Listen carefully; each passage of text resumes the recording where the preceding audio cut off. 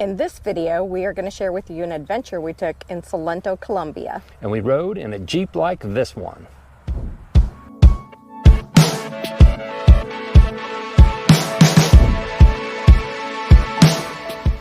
Hey everybody, I'm Sean. And I'm Deb. And welcome back to the channel. Today we are going to talk about our trip to Salento, Colombia. Salento, Colombia. That was a great trip. It was very, very cool. We started out, we were in Medellin, Colombia, and we had taken a few days in the city, so you can check out our video on that. And then we decided we were heading up to Salento to hike the Cocora Valley, and it was pretty easy. We hopped a cab up to the airport. Yep, so we took a quick cab up to the airport. That cab was interesting because we stopped for gas on the way to the airport. Yeah.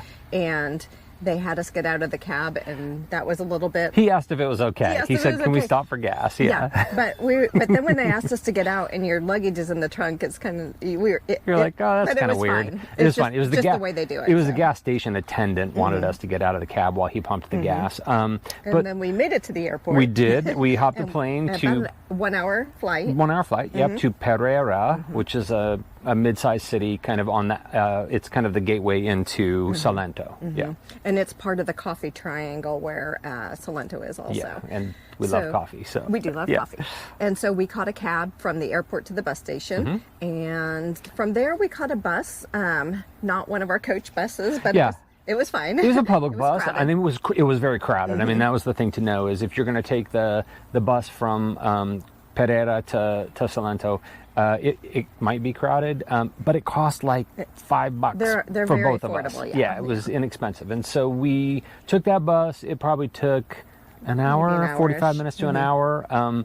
And then be aware that when you get dropped off at the public bus station in Salento, it is on the outskirts of town. So you're going to have to walk outskirts of the into hilly town. And it is a hilly town, right? So if you have, like, we had our backpacks and one roller bag, I think, between the two of us. So, you know, we're roller bagging through, you know, up and down. And the hotel that we stayed at was on the top of a hill, so just be aware of that. Which provided great views, so it was worth it. Oh yeah, so you want to talk about the hotel? Because it was amazing. So the hotel was called? El Mirador de Corcora, yeah.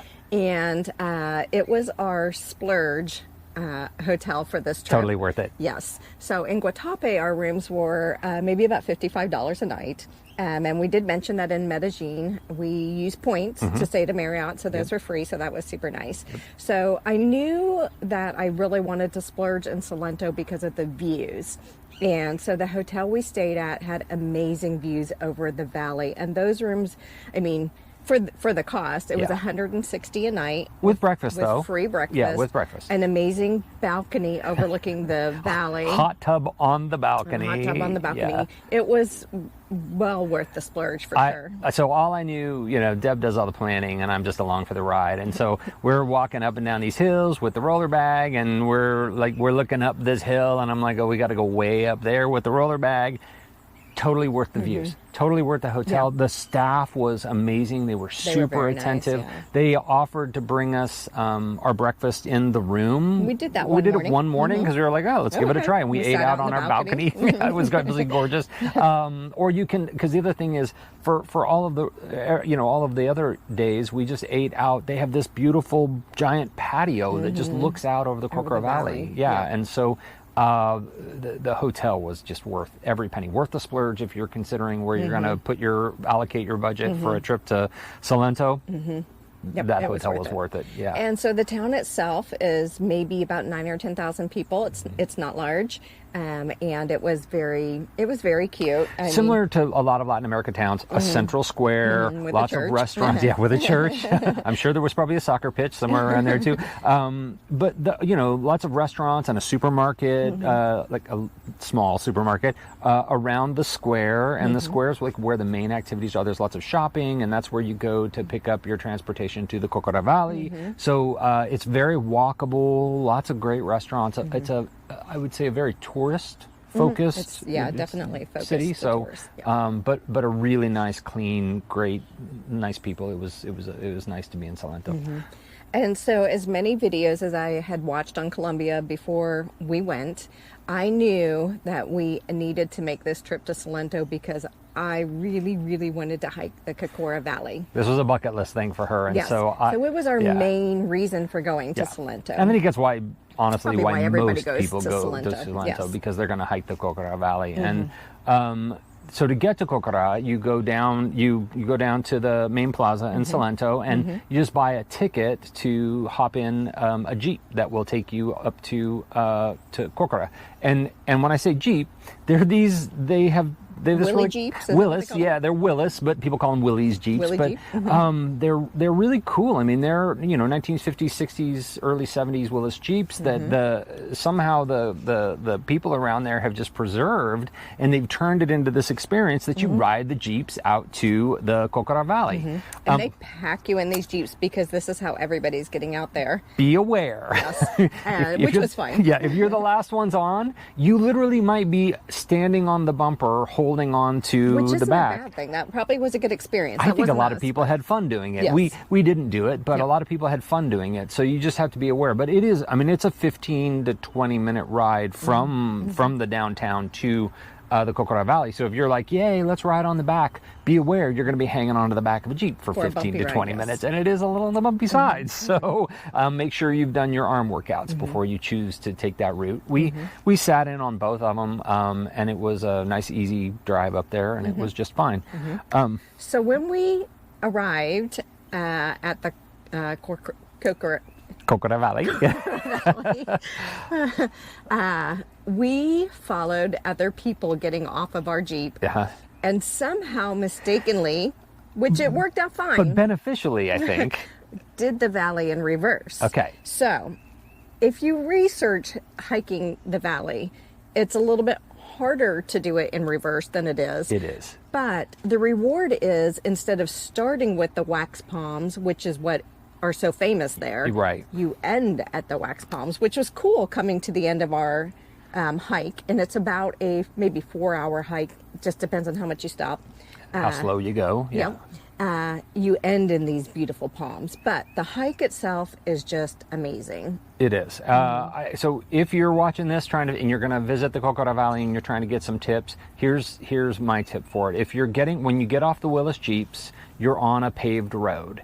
And if you keep walking up the paved road, you're going to get to the Cocora Valley Park. You're going to get to the actual entrance. It's a big park. You can't miss it. It's like a kind of touristy. There's all kinds of, the Cocora big letters that people take their pictures with. There's you can't miss it. It looks just like an entrance to... So we ended there instead of starting. Exactly. When you get off the Jeeps, the first right that goes down is a dirt road, and we kind of followed some people down there, and we thought they knew where they were going, and I don't know, they kind of did, and so you end up going that way. Either way, you have to pay to get into the park. Either way. Yeah. So it's just, I thought it was a quieter way to go instead of starting with kind of the craziness. And if you're just going to see the wax palms, if you have any health issues or anything, you're not going to hike. You want to go straight and go just to the tourist attraction. Don't go down the dirt road. Don't go to the right. Keep going up the paved road, and that'll get you to the tourist attraction. That's a great point. I didn't think about people going to see the wax palms and all that. If you have little kids or something that aren't going to be able to do the hike, you just want to go straight. That makes total sense. Let's talk about the wax palms real quick, though, because why do people care about the wax palms? Famous? Yes. Like some of the tallest palm trees in the world. These things are like, and I'm not kidding, 200 feet tall. That's 20-story building. These Jurassic Park-ish. They're like these palm trees are these crazy tall palm trees. It's pretty cool, and it is neat that they have them all in that kind of area down there. So that's when Deb's talking about the wax palms, that's what people are going to go see, these Jurassic Park kind of palm trees. Yeah. So we did it in reverse, which meant you still pay to get in to do it in reverse. Yep.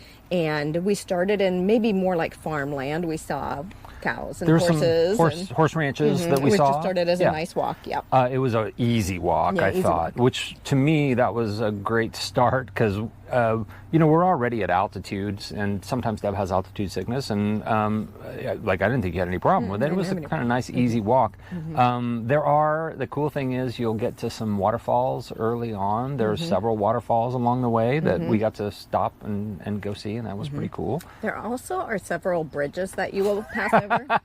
The bridges have signs that say one person at a time for a reason. Deb loves suspension bridges. Yeah. They're her favorite. Now, the thing is, the suspension bridges were really low to the ground. You never felt like, well, if you fell off, you fell in the water. It's fine. But they were a little... I don't know, sketchy. They're shaky. It kept reminding me of Indiana Jones. If they had been higher, I would have felt like I was Indiana Jones trying to pass through a bridge. But I never felt like any were dangerous or not. Like the trail is amazingly well maintained, and I think it's part of the charm. They leave these like cool little old suspension bridges, and they clearly have signs. She's right. One person at a time. I wouldn't push that limit on these suspension bridges.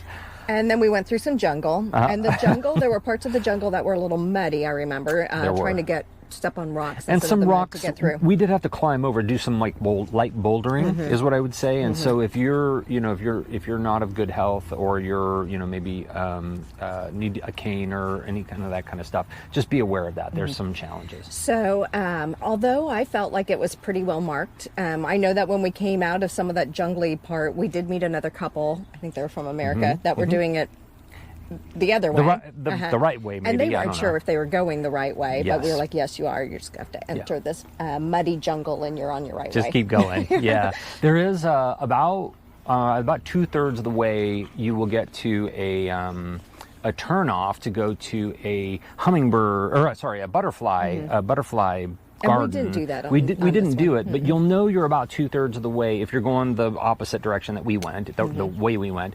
You're about 2/3 of the way through when you hit that butterfly garden. The way we went, when you came out of the jungle, you could go right to go that way, or left to go back to up continue to the park. Yeah. Be aware though, when you get to that point, kind of the flat, easier part of the hike ends. So now you're going to be walking uphill. There was a little more climbing. Yeah. And it's going to take a little bit of walking uphill. So the reason Deb said doing it through the park first and back around is a little easier is because then you're walking up at the beginning, and then you're just kind of walking a lot of flat, and then you're walking down to come back. This way, we were walking a lot of the flat, and then we were walking up. And so either way about it, physics-wise, you're going to have to go up or down, But we chose the way that was a lot of flat to begin, walk through the jungle, and then uphill. I think we did it fine. It was not a problem. It was a little bit of a hike. There are snacks along the way. There's little snack shacks, so you can buy a candy bar or a bottle of water or Gatorade or things like that if you need them. Yeah, that was really nice. Yeah, it was. And so we ended at the park, which is kind of And it was just funny kind of coming out the wrong way, but we ended at the beginning. I was like, oh, look, it's the beginning. Yeah, it was kind of interesting. And so the you'll see in the pictures, the whole valley itself is just beautiful anyway, and then you add in the palm trees, and it's amazing. And they have these, I don't know, if you're into kind of fun, cool photo opportunities, there's beautiful art in the park by local artists. That's pretty neat.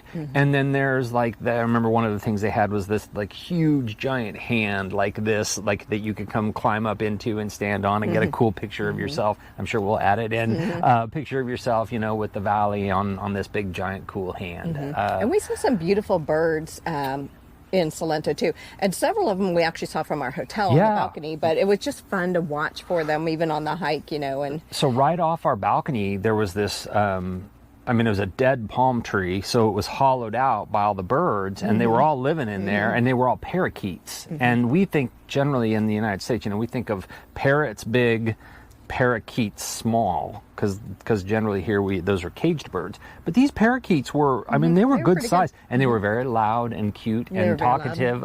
It was actually kind of cool to wake up in the morning and you hear all these parakeets yap yap yap yap yap and itself.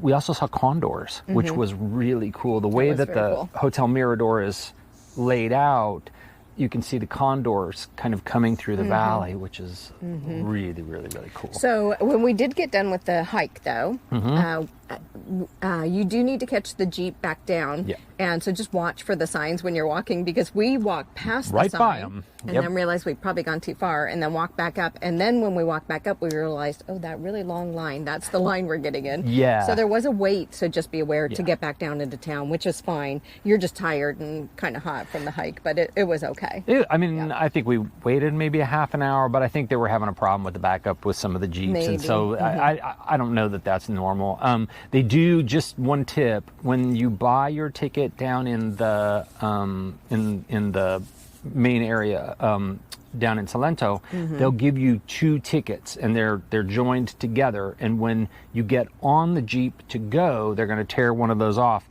Keep that second ticket and know where you put it, because that's the thing that's going to get you back. So you have to have that second ticket, otherwise you have to buy a whole new pass in.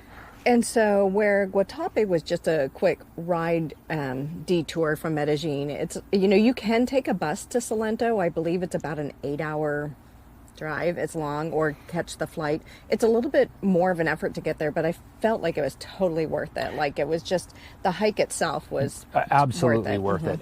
We opted, when we came back, we didn't take the bus back. So we asked our hotel to Pereira. Yeah. We asked our hotel, like, what's some options for getting back, and they said, well, we can actually get you a van if you'd like. And so they got us a van. We told them when our flight was going out. They planned it all for us. We got up, the van was waiting for us. So again, with the early morning flight, that turned out really good. Yeah, kudos to the Mirador for taking care of us, because it was nice, and our van driver was super nice, and he was chatty and asked us about what we were doing and where we were going. So that was really nice. Yeah. So it was an easy trip, a super easy trip, right back into Pereira, and then we hopped our flight right back into Medellin. So all in all, I think I'm one of my favorite parts of Colombia for sure so far. Yeah, it was so far, because we'll be back, I'm sure. Yeah, so and that's a great point, is we still have a lot to do. We have Cartagena to go to, we have Bogota to go to, so we have lots of Colombia still yet to explore. But be sure to check out our Medellin video, be sure to check out our Guatapé video. You can kind of get a sense for the areas that we went to. So that's it for today. Thanks for tuning into the channel. Be sure to like and subscribe, and we will see you in the next video.